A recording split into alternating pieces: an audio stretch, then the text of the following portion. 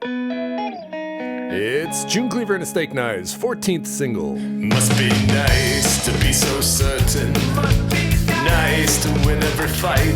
Must be nice having second sight. Must be nice always knowing you're right. Must be nice. And today the Cleavers are going to break the song down for you, reveal some of the tracks that are buried deep in the mix, expose production secrets, and the meaning behind the song.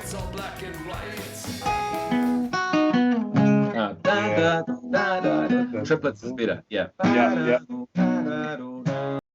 now a quick tutorial on how to play the chord progression so you can impress your friends. So here's the verse. It's really simple. C sharp minor, A, B, G sharp, C sharp minor, A,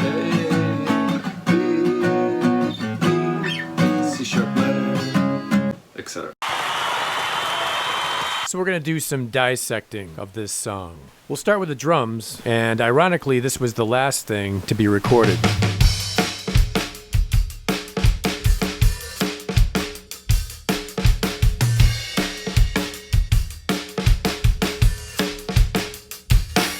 And then we'll bring in the bass. So for the verses, I wanted the bass line to evolve each time and get a little more interesting. So I started out with just a simple groove, just to hold everything down and lock it up with the drums.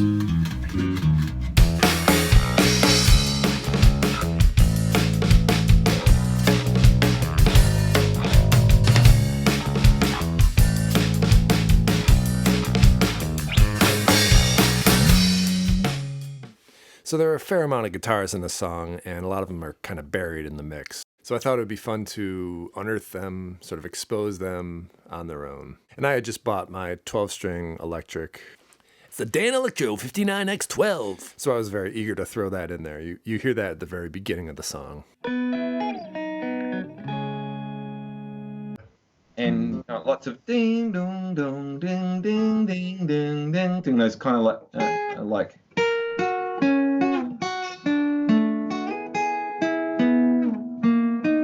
So during the verse, we hear this very simple guitar riff.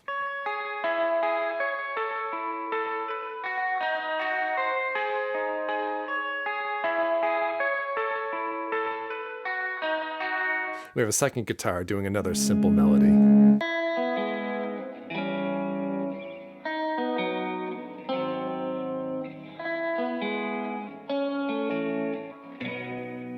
So back to the bass. For the second verse, I wanted the bass line to be a little more developed, a little more complex, but yet keep it funky and grooving. All together with the vocals. To be so certain. Nice to win every fight. Must be nice having second sight. Must be nice always knowing you're right. Must be nice never to struggle. Must be nice living in that bubble. Must be nice having God on your side. Must be nice where it's all black and white. The part that we're calling a chorus, though it doesn't really feel like a chorus, has some interesting things going on. Instead of just having to guess, instead of Coming out of the verse, it is. So, instead of this grayness, instead of this meaningless, instead of just having to guess, instead of this murkiness, murkiness.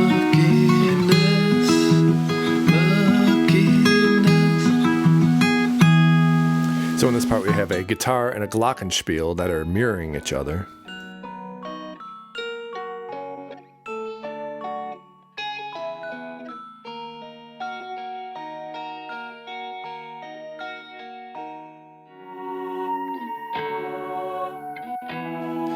And to give it a little more of a churchy feel, we added a mellotron choir as well as an organ at the end.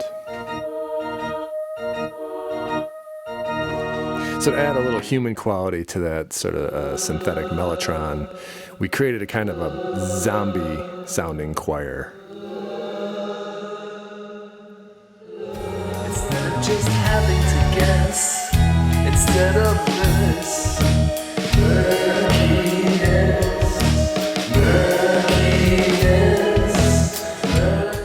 wanted the transition into the last verse to be really powerful, so we added this big reverb swell at the end.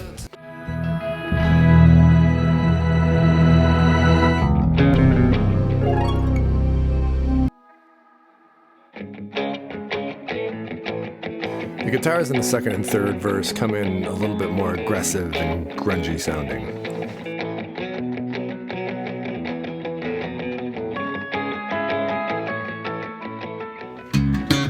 So back to the bass. By the last verse, I really wanted a falling down the stairs, punk rock, in-your-face type of event. So in this next section, I have a fast and frantic bass line to try to build everything up before the chorus.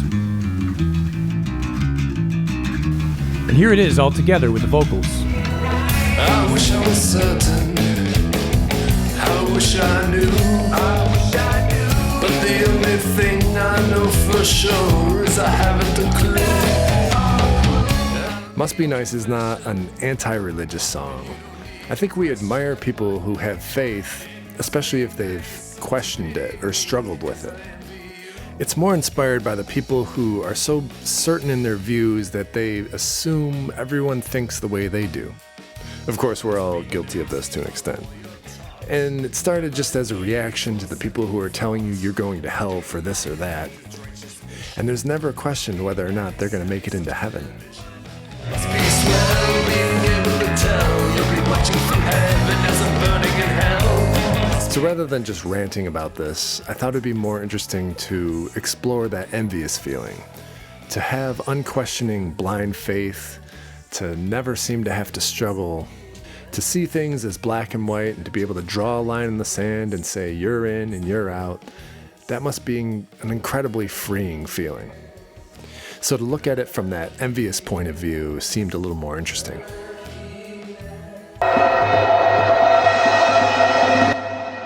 So one of those happy accidents happened when I was laying down the chorus guitar. Just kind of practicing that and seeing how it sounded.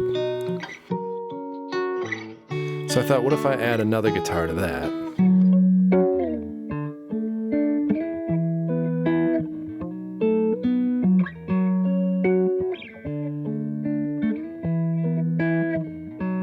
And then another guitar to that.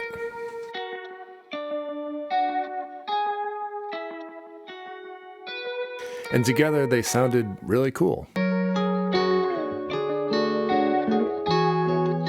Just different enough to be able to stand on their own.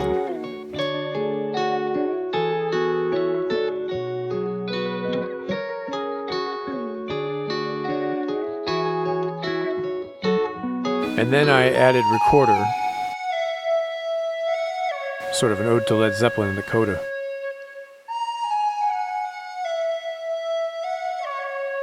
And finally we had the EBow come in and wrap everything up very nicely.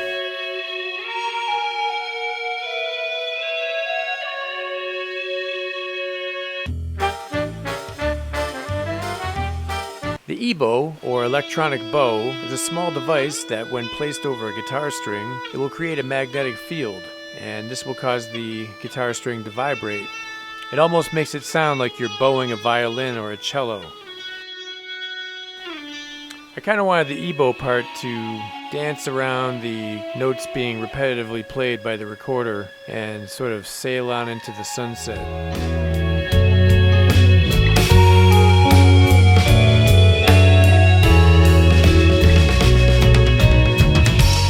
And this became the coda, the accidental coda of the song, and it's really exciting because it's come so far from its original sort of rough, simple punk beginning, which sounded like this. Must be nice, never to struggle. Must be nice, living in that bubble. Must be nice, having God on your side. Must be nice when it's all black and white. Just a quick note about the artwork that was made for the song. Must Be Nice, like many of our other singles, will appear on our upcoming album entitled Short Tales of Science Fiction and Family Dissonance. And our plan for this is an ambitious one. We're trying to create an entire full-length illustrated book to accompany the album. So we're trying to create all these nice songs and individual artwork to go with each song. and create this unique audio-visual experience, reminiscent of when we used to listen to vinyl records when we were kids, and we'd be salivating over all the artwork and photos and liner notes, lyrics.